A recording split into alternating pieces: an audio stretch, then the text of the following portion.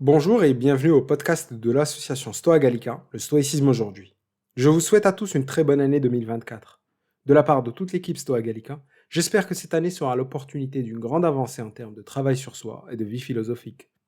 Dans cet épisode du podcast, nous allons céder à la tradition des résolutions de la nouvelle année, en essayant de faire l'exercice d'un point de vue philosophique et stoïcien. Je serai accompagné aujourd'hui de Maël Gouarzin, docteur en philosophie et secrétaire de l'association Stoa Gallica, Jean-Baptiste Roncari, auteur du blog Un regard stoïcien et secrétaire adjoint de l'association, et Jérôme Robin, docteur en physique nucléaire et trésorier de l'association. Bonne écoute.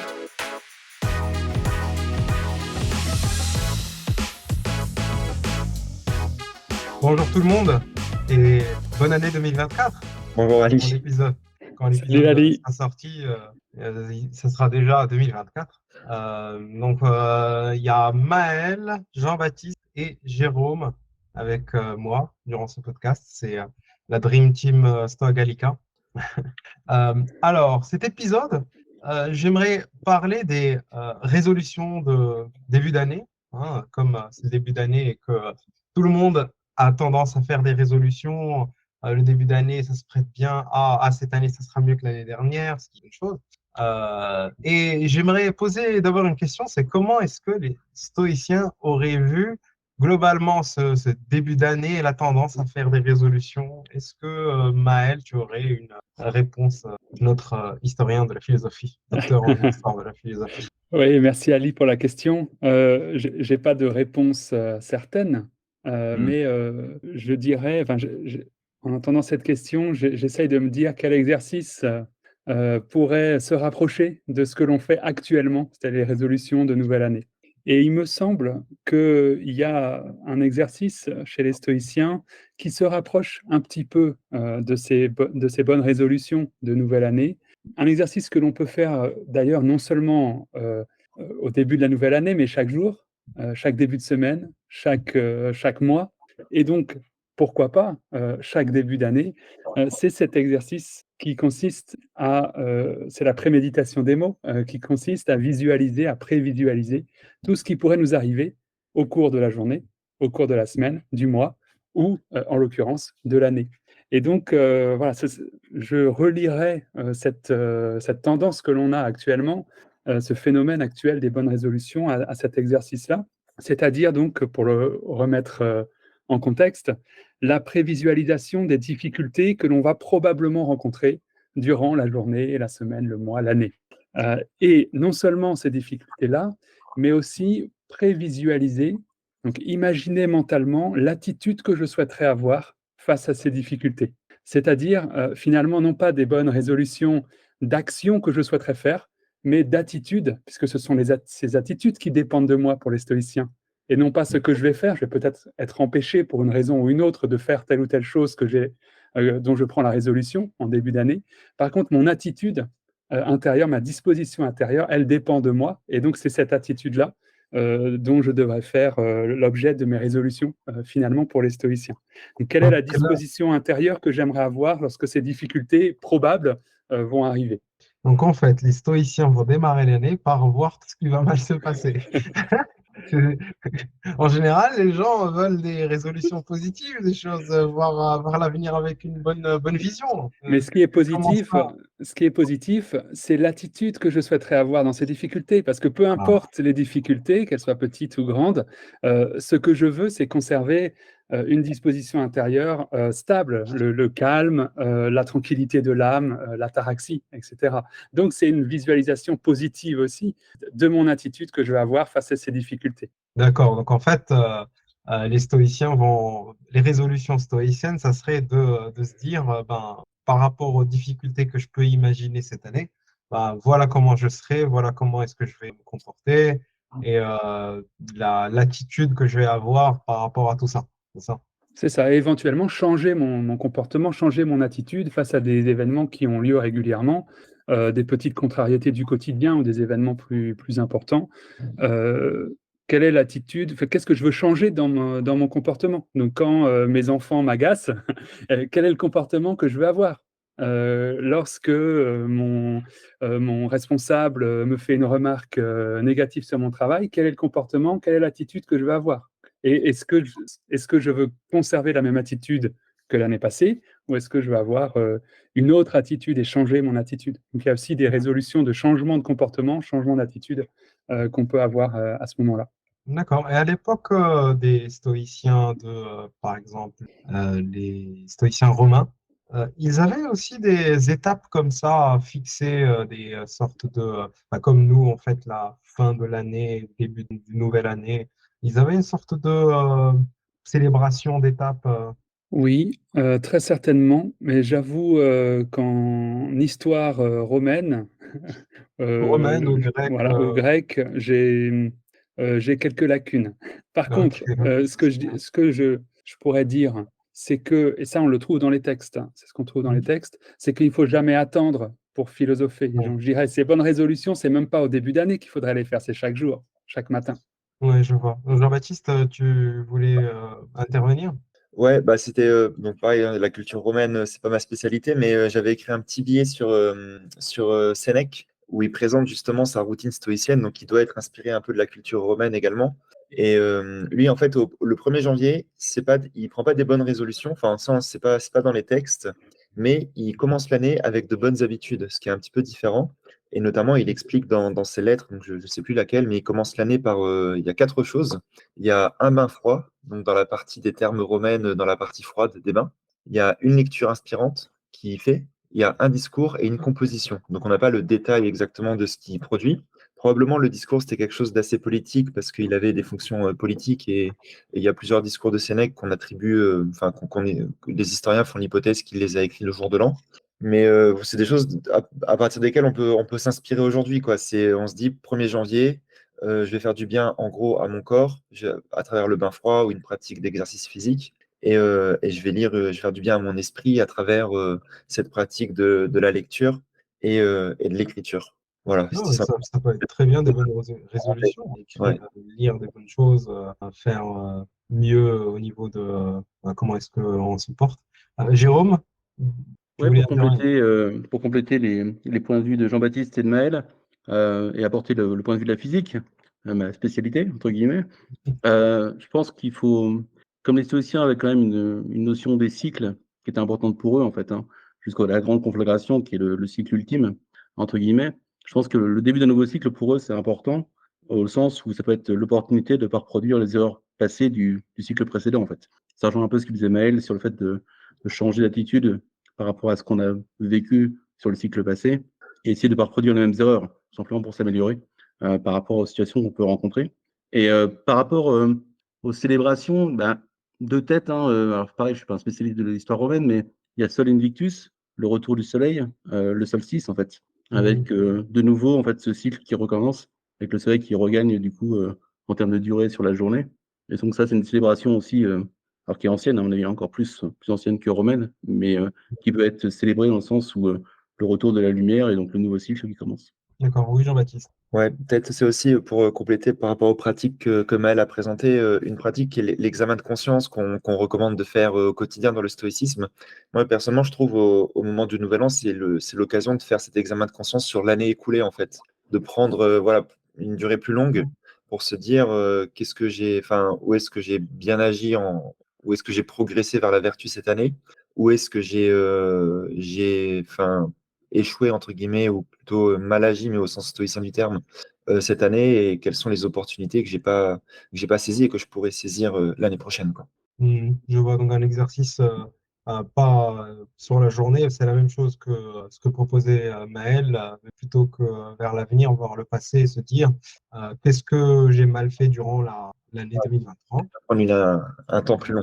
En plus long, oui. Ce que j'ai fait de mal 2023, là, la liste va être longue hein, pour moi. Et voir comment est-ce que je vais arranger ça pour 2024 en faisant un exercice de visualisation l'avenir, de préméditation. Oh, Mm. c'est ça. Tout à fait, oui. Genre. Donc, à quoi ressemblerait, par exemple, une résolution si on se dit que les stoïciens, nouveaux stoïciens en 2023 et 2024, et ils voudraient faire des résolutions, est-ce que, Jérôme, tu aurais une idée d'une résolution très typiquement stoïcienne? Alors, spécifiquement, peut-être pas, mais sur la forme, je pense que ça ressemblerait à des incitations, des encouragements, en fait, à agir conformément à ces principes. Donc, des exhortations, en fait, du type de celles que s'écrivait Marc Aurèle dans ses pensées, en fait, hein. Clairement, tu peux reprendre, en fait, plusieurs de ses pensées comme étant des exhortations à agir conformément à ces principes et vraiment une bonne résolution à agir conformément à ça tous les jours. Donc, pour moi, on peut trouver plein d'exemples dans les pensées de Marc Aurèle sur des exemples types d'incitation, d'exhortation à bien agir. Oui, je vois. Moi, par exemple, ce qui me revient là tout de suite, c'est lorsqu'il parle de Ah, tu aimes bien rester au lit tout au chaud, mais est-ce que c'est le devoir d'un homme de rester au lit tout au chaud? Lève-toi, bon sang, il y a plein de choses à faire. Ah, Tout à fait. c'est en substance, hein, c'est pas littéralement qu'il a dit, mais c'est en substance. Donc, ça, par exemple, oui, c'est une résolution que j'aimerais bien beaucoup moi-même prendre parce que, par exemple, je trouve que je me réveille beaucoup trop tard et je ne dors pas suffisamment. Et il faudrait, enfin, voilà, il faudrait que je dorme mieux le soir pour que le matin, je me réveille plus facilement et mieux me réveiller. Il faut te créer une routine, Résolution. Ali. Il faut te créer une Ah, routine. un peu plus, j'en ai créé 10, j'en ai créé tellement. J'en ai plein, mais il faut les respecter. Ça, par exemple, c'est une bonne quelque chose résolution. voilà. Comment est-ce que les stoïciens aideraient à respecter mieux nos résolutions, par exemple? Qu'est-ce qu'ils nous diraient pour qu'on soit plus enclin à respecter nos résolutions? Je pense que tout tient dans la conviction que c'est une bonne chose de le faire. En fait, toi, s'exhorter par des préceptes ou par des actions à accomplir, c'est pas forcément suffisant. Il faut vraiment qu'on ait quelque chose derrière qui justifie cette action et qu'on ait une conviction forte que c'est le temps la bonne chose à faire. C'est parfois ça qui manque, en fait, peut-être Hmm. sur la résolution en tant que telle. Toute seule, en fait, bah, c'est bien gentil, mais il faut qu'il y ait un peu plus derrière en termes de substance et de volonté de l'accomplir, quoi. Ton avis, Jean-Baptiste? Je dirais aussi le fait de prendre une bonne résolution, c'est l'occasion de mettre en pratique la théorie de soi-même. C'est à quel point on se connaît soi-même, parce que enfin, on connaît la psychologie humaine. Les bonnes résolutions, si on en prend 15 d'un coup, ça ne fonctionne pas, globalement, pour 99% des gens. Mhm. Et, euh, et je pense que le fait de savoir en fait quels sont nos points faibles et d'aller sur des difficultés à notre niveau, comme le recommande Épictète dans son manuel, de choisir quelque chose d'accessible en fait. Par exemple, Mhm. je ne vais pas me dire je vais courir un marathon si j'ai aucun passé sportif, quoi. Enfin, ce serait un peu démesuré ou enfin voilà, faut se connaître. C'est prendre des résolutions à hauteur de ce dont on sait qu'on est capable, en gros. Ce qui demande, c'est pas si simple en fait de prendre une bonne résolution.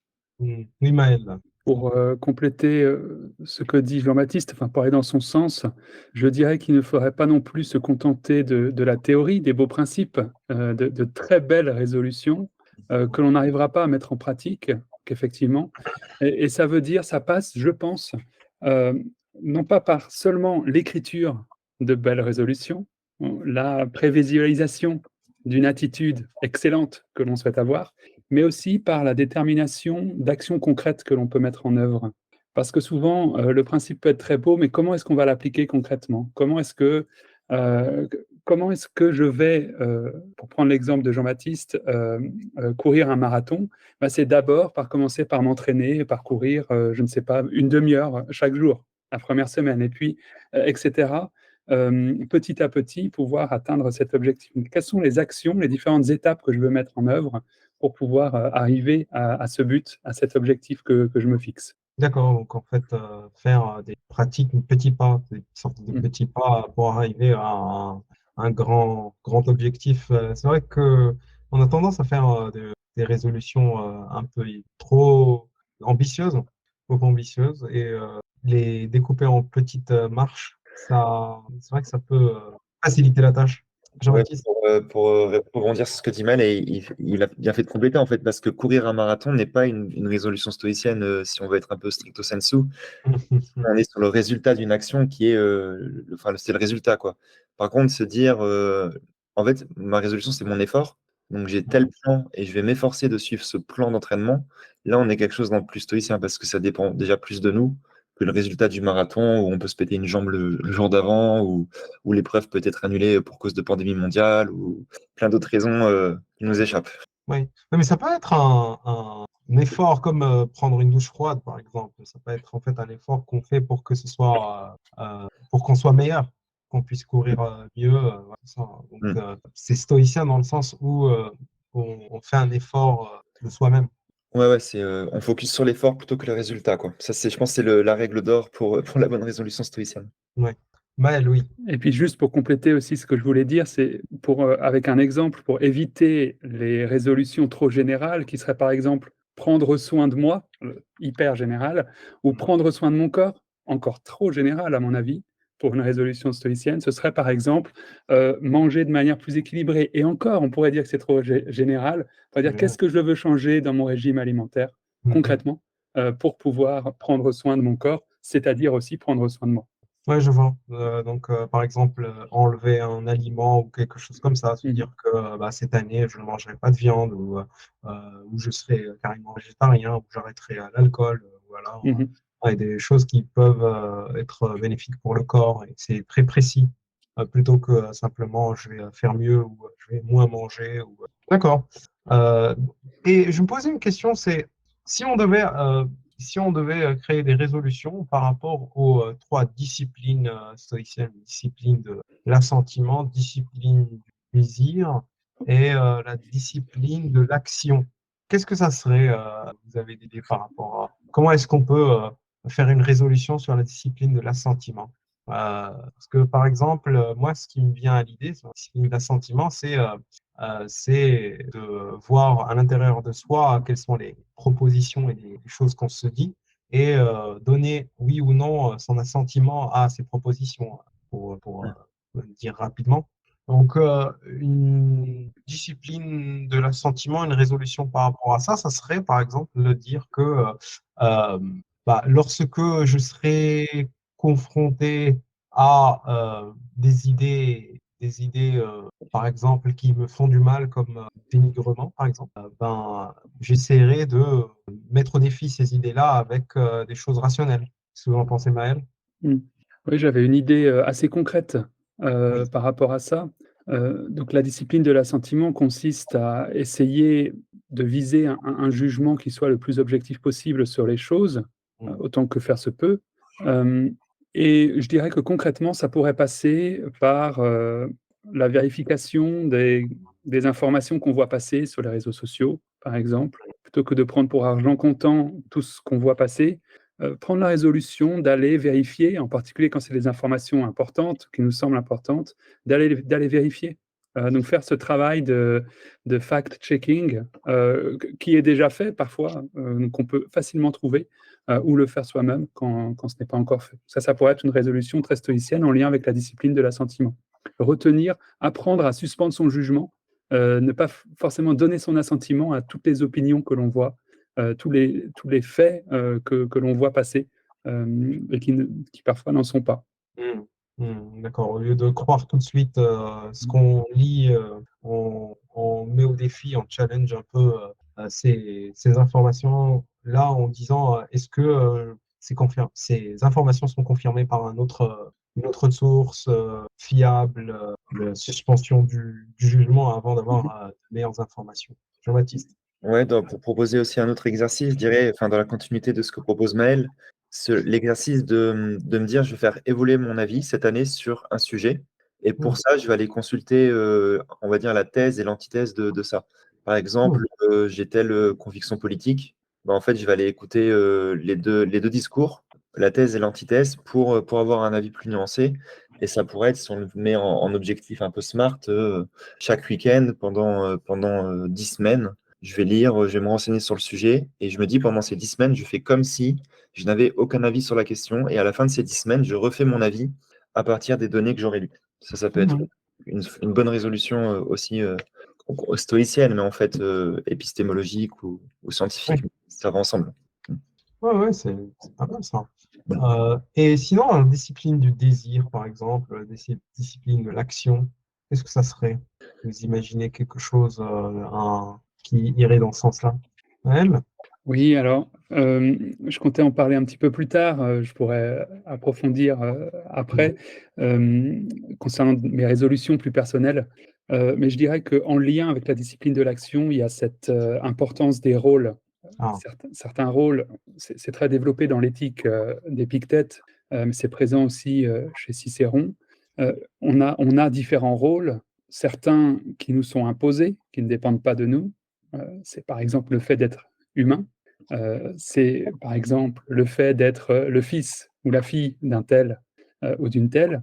Et il y en a d'autres que l'on choisit. Certains rôles, comme notre profession, comme nos loisirs, nos lectures, etc. Enfin, nos loisirs, par exemple, je pensais au rôle de philosophe, par exemple, qu'on peut avoir à côté de son métier. Ça, ce sont des rôles sur lesquels on va pouvoir éventuellement juger de leur pertinence. Est-ce que je suis fait pour être marathonien, par exemple, comme disait Jean-Baptiste tout à l'heure? Est-ce que le métier que j'exerce actuellement est celui qui me convient le plus, étant donné étant donné, étant donné mes capacités d'une part, et puis ce que je tends à être, la personne que je souhaite, que je désire être ou devenir.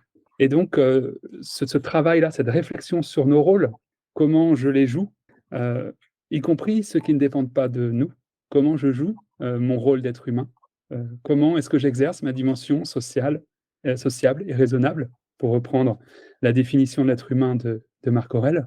Voilà, une réflexion sur les différents rôles qui sont les nôtres, comment je peux mieux les jouer éventuellement pour les rôles qui ne dépendent pas de moi, et les rôles que je joue actuellement sont-ils ceux qui me conviennent le plus pour une vie harmonieuse, épanouie, consciente, cohérente, rationnelle, pour les rôles qui dépendent de moi. Très bien, bien. Et si on voulait faire un programme pour quelqu'un, par exemple, quelqu'un qui voudrait avoir une année très stoïcienne, vous voyez, il y a quelqu'un qui voudrait qu'on lui fasse il nous paye pour lui faire un programme stoïcien de voilà toutes les résolutions stoïciennes, voilà le parcours stoïcien. Ça serait de commencer par quoi ou sur quoi est-ce que vous metteriez le plus l'action, l'accent, hein. Allez. Oui, Jean-Baptiste. Déjà, merci parce que je trouve que ça donne une idée d'article pour le blog de Stoa Gallica. Donc, à noter un article, quelles sont les résolutions stoïciennes. En fait, c'est très compliqué parce que ça dépend vraiment de la situation de la personne en face. Mais on va prendre l'exemple de quelqu'un qui découvre le stoïcisme, qui ne connaît pas encore trop et qui veut se dire, ah, cette année, ça m'intéresse vraiment, je veux m'engager dedans. Je pense, moi, je conseillerais la lecture, en fait, mais la lecture au sens vraiment méditatif du terme, et Maël pourra en parler beaucoup mieux que moi. Mais ce truc de se dire, tous les soirs, avant de dormir, en fait, je vais lire au moins 5-10 minutes des textes d'auteurs stoïciens antiques ou contemporains pour m'en imprégner. Et le matin, rebelote 5-10 minutes et je vais essayer de tenir pendant 1 an si possible, mais au moins 6 mois, on va dire. Je pense que c'est déjà la lecture comme ça, je pense que c'est une bonne approche. La lecture. Jérôme? Moi, je pense qu'il faut commencer par un état des lieux, en fait. C'est-à-dire, déjà, sur plusieurs jours, identifier tous les points d'insatisfaction qu'on peut avoir dans la vie, en fait. Tous les points de frottement, ou tous les points qui vraiment nous gênent, pour pouvoir déjà identifier les points sur lesquels il faut travailler ensuite, pour ensuite les aborder d'un point de vue stoïcien éventuellement. Mais vraiment, trouver ces petits désagréments ou les petites choses qui nous titillent au cours de la journée, mettre le focus là-dessus, pour, en fait, si possible, assez rapidement, voir l'effet en fait de l'application des principes stoïciens vraiment de manière concrète sur sa vie en fait, pour ensuite être incité à continuer. Le plus compliqué en ligne, c'est de rester, comme pour la résolution en fait, hein, c'est de rester constant dans notre application des principes et des préceptes, et donc du coup avoir assez rapidement des résultats visibles, ou en tout cas concrètement qui se matérialisent. Je pense que c'est important pour ensuite continuer et être motivé à continuer. C'est juste. Maël. Une manière d'être assez exhaustif suite à cet examen finalement de soi, cet exercice d'attention à soi qui est central effectivement dans le stoïcisme et dans tout processus de développement personnel, on va dire. Je dirais qu'en complément de ça, si on veut être exhaustif, on peut prendre ce que tu as fait dans ta question précédente sur les 3 disciplines du jugement, de l'impulsion à agir, de l'action et du désir. On peut voir où on en est sur chacune de ces 3 disciplines et voir quelle discipline il nous faudrait le plus travailler. Puisque finalement, le mode de vie philosophique stoïcien, il consiste à exceller dans l'usage de nos désirs, de notre impulsion à agir et de notre jugement, puisque ce sont les 3 activités qui dépendent de nous, qui dépendent totalement de nous. Donc, on peut commencer par là, faire le point et pour faire le point, on peut utiliser cette distinction-là, stoïcienne entre ce qui dépend de nous et ce qui ne dépend pas de nous et dans ce qui dépend de nous, ces 3 disciplines et choisir ensuite celle qu'on voudrait approfondir. Lorsque j'ai réfléchi à cette question que tu posais sur les 3 disciplines et quelles pourraient être les résolutions, il y a certaines disciplines dans lesquelles c'était beaucoup plus clair pour moi parce que je sais que je dois y travailler, alors que sur d'autres, beaucoup moins. C'est vrai, c'est vrai. Ben, je rejoins Jérôme dans le fait que une des choses que je trouve vraiment, vraiment très, très importante, c'est la conscience de soi. Ben, l'exercice d'attention à soi a vraiment été très, très important pour moi dans la pratique du stoïcisme, depuis que je l'ai compris à Pirado. Et c'était vraiment de se poser par exemple, il y a quelque chose où on se sent mal, où on sent que quelque chose ne va pas et on se pose sur soi et on se dit, mais qu'est-ce qui se passe? Pourquoi?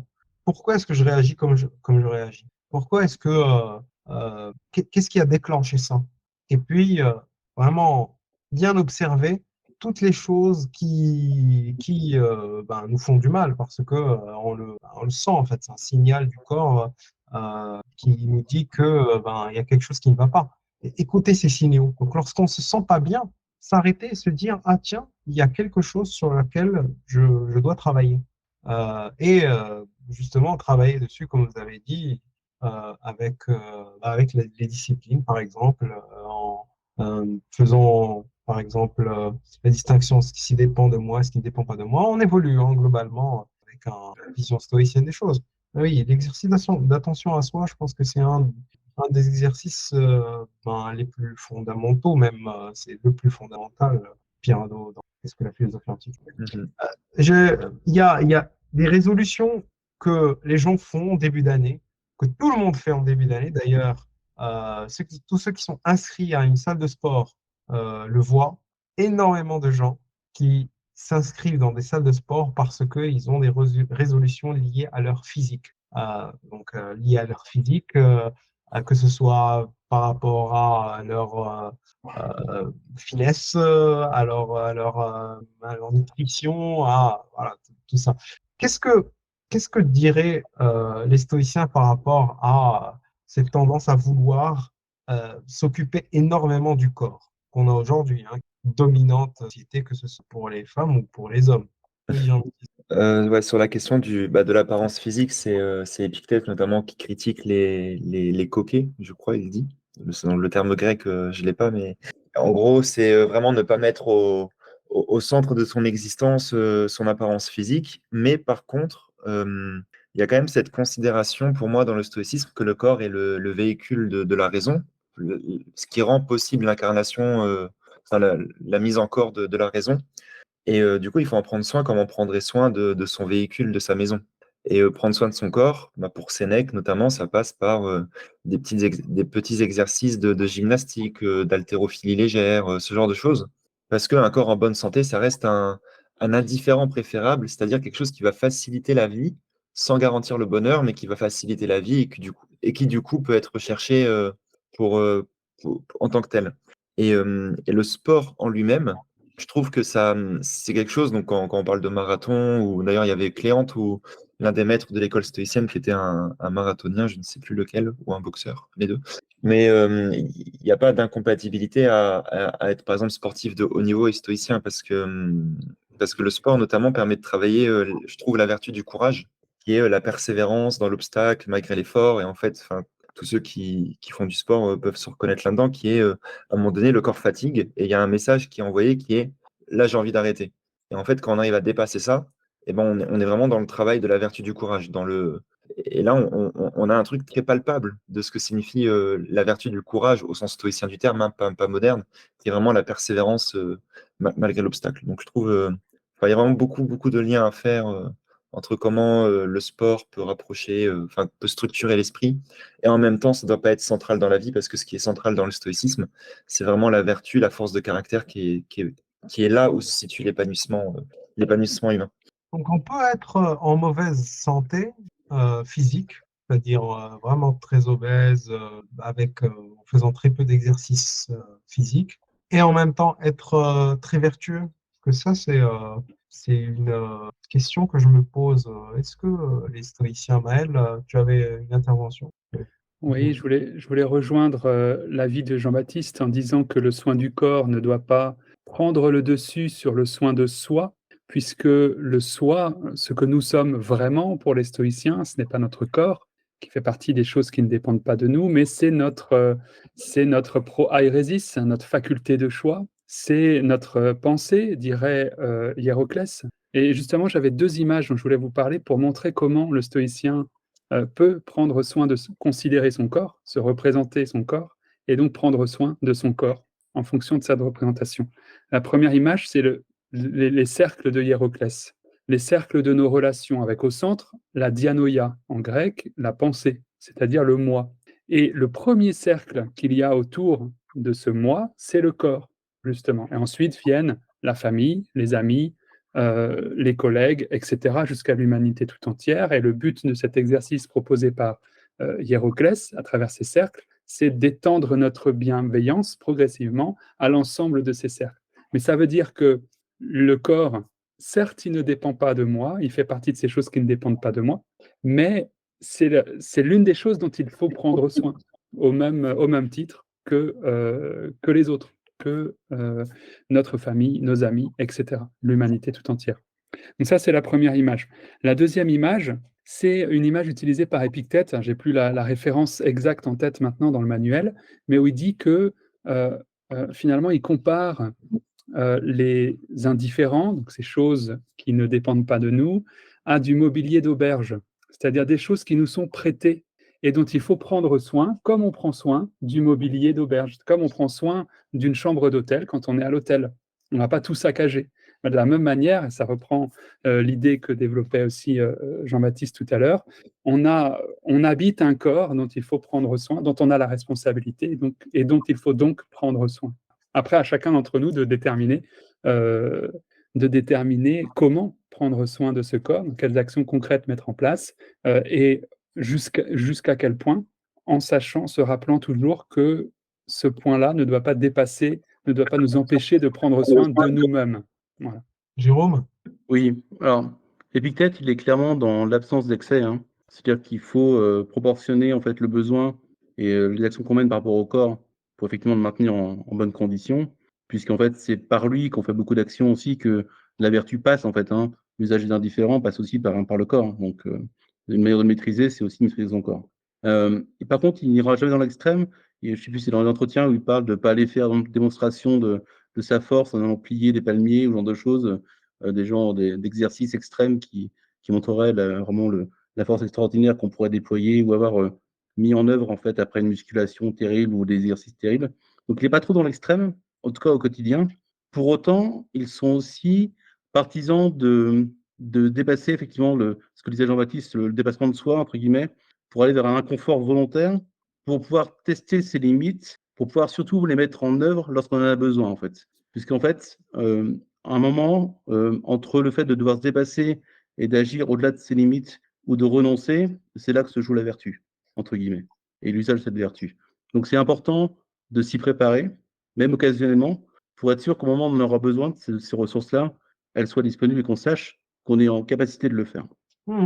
Ça, c'est super intéressant parce que justement, la question que je me posais, c'était que lorsque on ne s'occupe pas du tout de notre corps, ou alors lorsque on n'a pas un corps très très performant, en fait, ça rend l'exercice de l'excellence, de la vertu beaucoup plus difficile au final.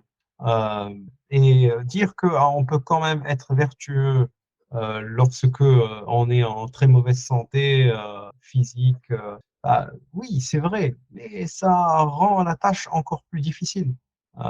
C'est pour ça que quand même, il y a énormément de choses qui passent par le corps et on le sait aujourd'hui, c'est que pouvoir se retenir de quelque chose lorsque dans tout notre passé, on a fait que aller dans l'excès ou alors laisser notre corps à l'abandon, c'est quand même beaucoup plus compliqué.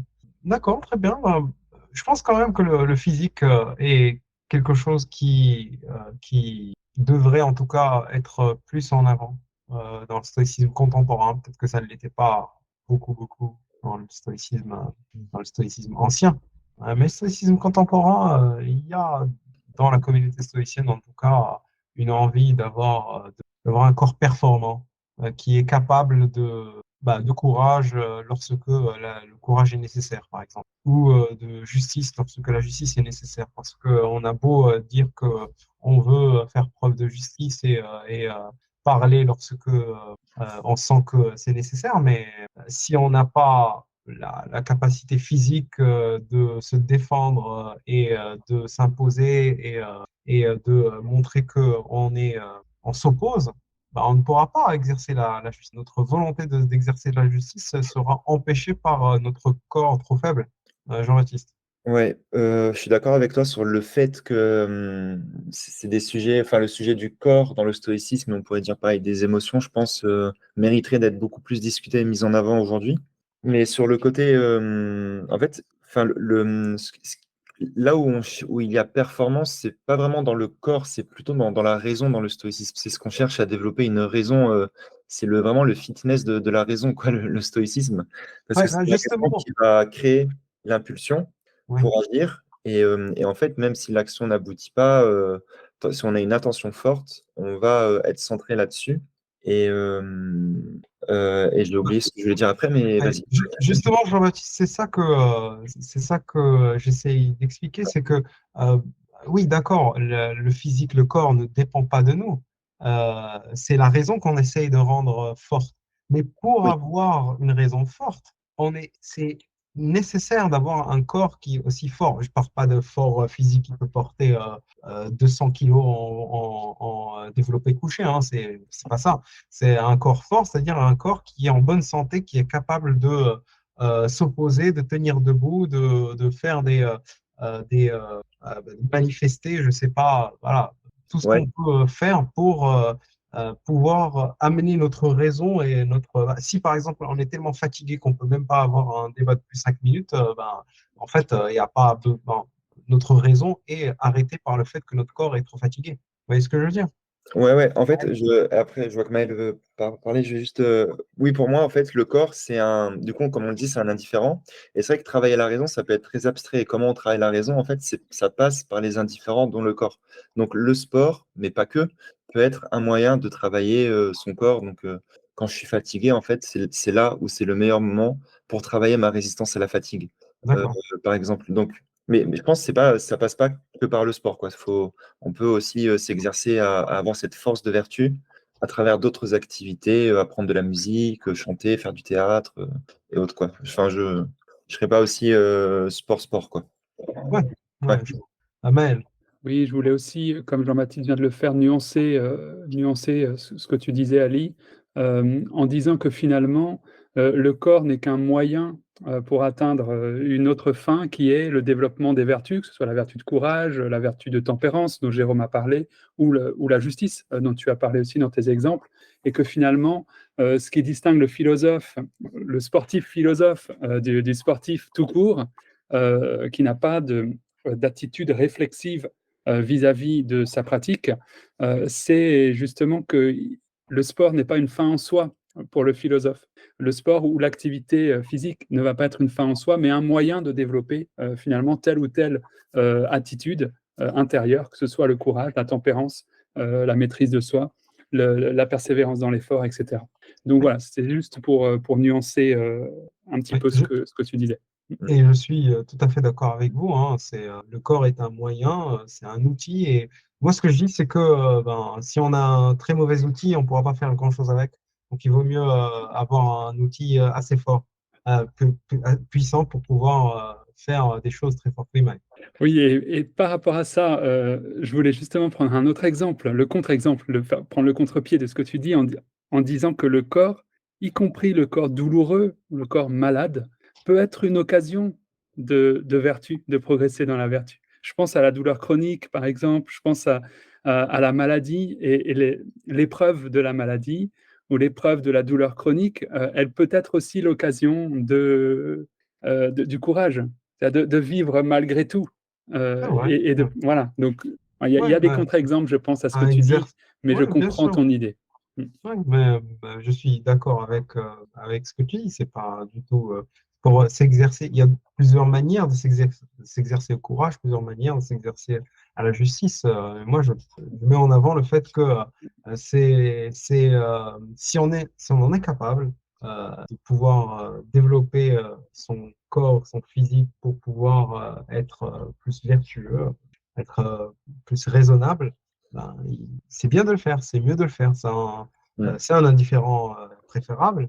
Ce que je dis, c'est que à la lumière de ce qu'on connaît aujourd'hui, en tout cas sur le rapport avec l'esprit et le corps, un corps, esprit-corps, c'est une seule chose. Avoir un corps qui fonctionne très bien, c'est avoir aussi un esprit qui fonctionne très bien. Et malheureusement, s'il y en a un corps qui ne fonctionne pas très bien, bah, c'est très difficile d'avoir un esprit qui fonctionne pas, qui ne fonctionne très bien. C'est ça, en fait.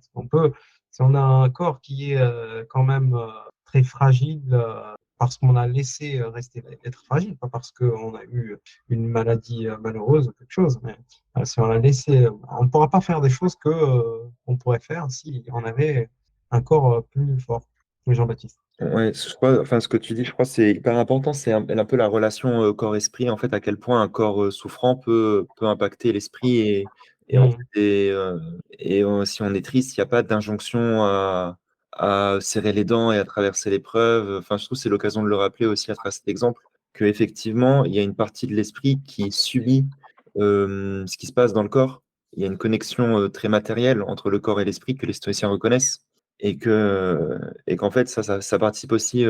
C'est là aussi où il y a ce truc de se connaître soi-même. En fait, avec mon tempérament, avec mon caractère, dans cette situation-là, le mieux pour moi, finalement, c'est de pleurer une bonne journée et le lendemain, je sais que j'ai les capacités de me ressaisir. C'est pas d'aller dans la négation de mon émotion de tristesse Mm. à cause d'une souffrance ou d'une autre. Enfin, je pense que c'est important de le Je dire. suis Mais d'accord. ouais, Mm. si ça va dans le sens là. C'est vrai. Ouais, aussi. Mm.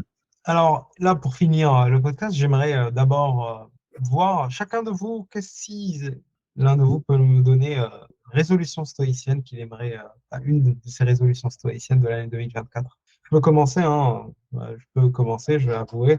Ce que j'aimerais faire cette année en tant que stoïcien, c'est travailler l'exercice, plus l'exercice qui est connu sous le nom de soit retournement d'obstacles, soit le feu qui se nourrit de tout ce qu'on lui donne.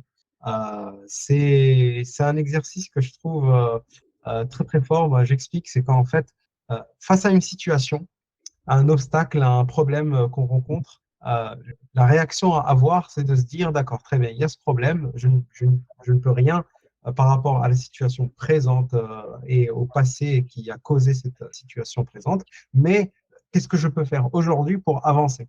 Qu'est-ce que je peux faire aujourd'hui pour améliorer la situation? Au lieu de rester à regretter le passé ou à me dire, oh mon Dieu, pourquoi est-ce que je suis dans cette situation-là? Donc ça, c'est l'exercice que j'aimerais plus faire. Mais j'aimerais vraiment le faire plus précisément avec plus de positivité, même si je ne sais pas si c'est très stoïcien ça. Mais je veux dire dans le sens où j'ai vraiment envie à chaque fois qu'il y a quelque chose qui arrive, de me dire, allez, tu peux le faire.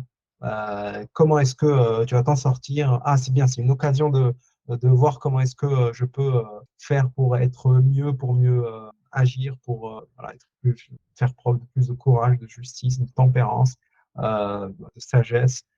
J'aimerais être plus à ne pas voir les choses qui arrivent comme des choses qui vont me faire du mal, mais au contraire qui vont me faire du bien et là où je vais pouvoir briller.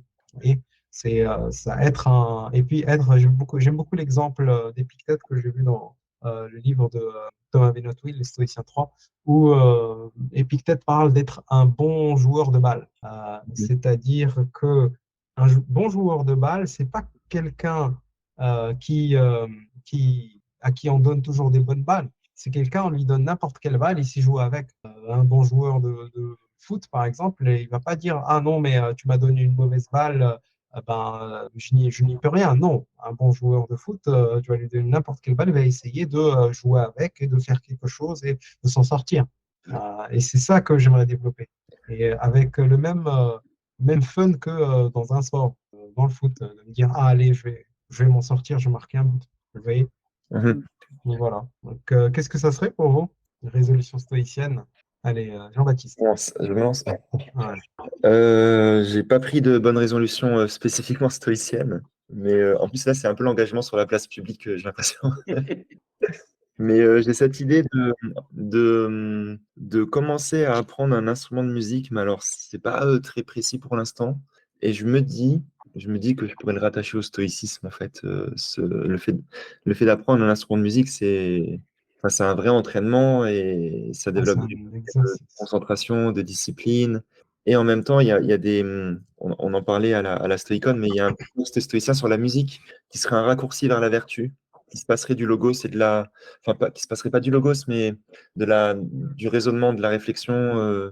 La musique aurait un effet, enfin, c'est un peu un débat dans l'école stoïcienne de l'Antiquité romaine, mais certains stoïciens considèrent que la musique est une manière de structurer l'âme sur la vertu, qui ne passe pas justement par les pratiques plus classiques et logocentrées du stoïcisme. Et donc, c'est une dimension que je pourrais rattacher dans ce sens-là.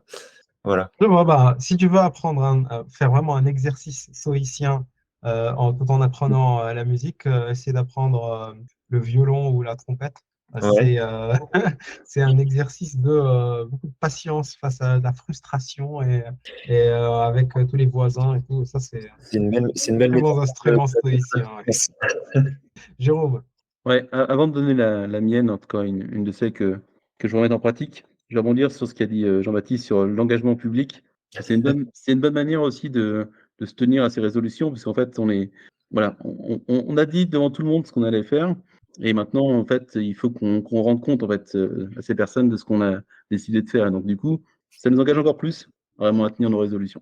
Euh, pour moi, je voudrais bien essayer de faire un meilleur usage de mon temps. Euh, Parce que j'ai plein de projets. Alors, le temps, il est toujours parfois compliqué à trouver, le temps libre pour faire ce genre de choses, mais j'aimerais essayer de faire un meilleur usage de mon temps, parce que on se rend compte souvent à la fin d'une journée, on se demande toujours ce qui s'est passé, qu'est-ce qu'on a fait de la journée en fait, et comment on l'a usé. C'est voilà, c'est une de mes résolutions. Je vais essayer de retourner sur une routine aussi que j'avais mis en place à une époque où je m'étais astreint à travailler un peu le soir, 1 heure ou 2 en fonction de mon niveau de fatigue, mais je pense que je vais y retourner parce que c'est toujours intéressant de pouvoir travailler comme ça en continu et puis sur un sujet qui va nous intéresser sur le long terme. Donc, je vais essayer de faire ça. Et je pense que mes vœux de cette année vont tourner autour de ça aussi, que je vais écrire sur l'usage du temps. Euh, on verra ce que ça donne.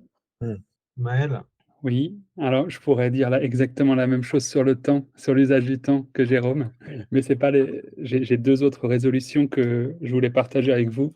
D'abord, c'est une résolution qui est un petit peu constante chez moi, et une deuxième qui est plus liée à des circonstances particulières là cette année. La première, c'est déjà de ne pas oublier la pratique, de conserver cet équilibre entre théorie et pratique. Je crée beaucoup de contenu, j'enseigne, j'écris, je lis énormément.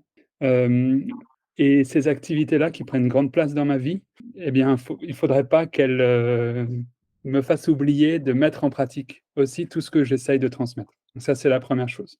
Et puis la deuxième, c'est encore une question d'équilibre, et c'est en lien avec les rôles, les différents rôles que l'on joue, dont j'ai parlé tout à l'heure. J'aimerais retrouver un équilibre entre ces différents rôles qui sont les miens. Pour rentrer dans les détails très particuliers, j'ai eu une augmentation de mon taux d'activité au mois de septembre, qui a créé un déséquilibre, puisque tout d'un coup, je travaille une journée de plus par semaine. C'est une journée que j'ai de moins pour mes autres rôles, qui n'est pas celui de mon rôle de bibliothécaire, donc qui est mon métier, mon travail au quotidien. Donc, quelle est la part que je veux accorder aux autres rôles qui sont les miens, mon rôle de parent, mon rôle d'enseignant, mon rôle de secrétaire de Stoa Gallica, etc., etc. Donc, faire une liste de ces différents rôles, lesquels je veux vraiment conserver et donner mon énergie. Et là, parce qu'actuellement, il y a un déséquilibre qui fait que je ne suis pas bien. Et du coup, il y a un travail de réflexion à faire et des choix à faire, effectivement. Apprendre à dire non, ça pourrait être une résolution, concrètement. c'est Dire non à de nouveaux projets, par exemple. très, très important, ça. Je te pique cette résolution. Très bien.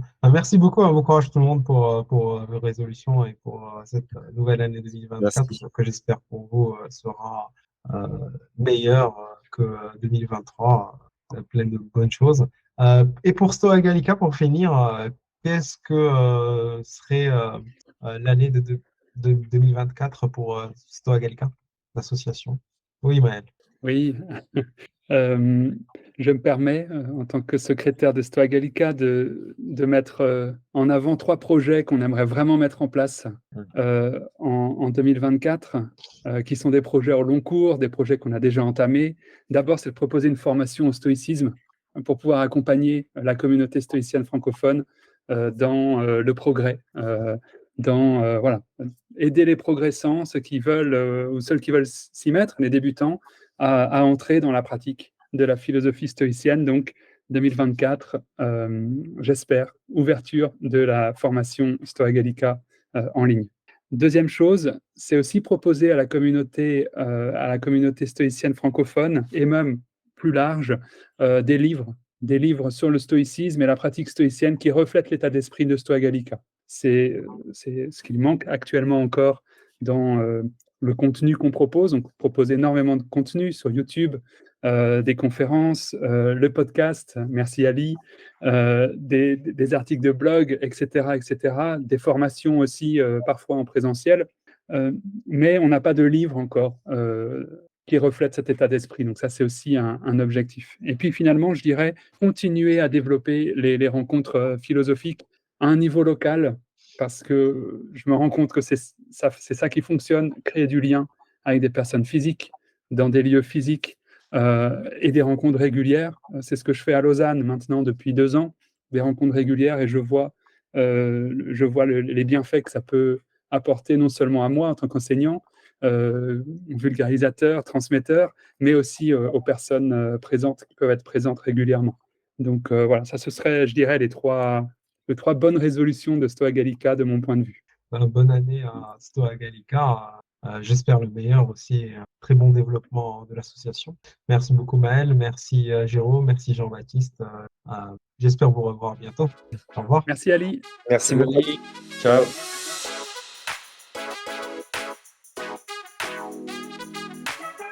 C'était le Stoïcisme aujourd'hui, podcast de l'association Stoa Gallica. Merci pour votre écoute.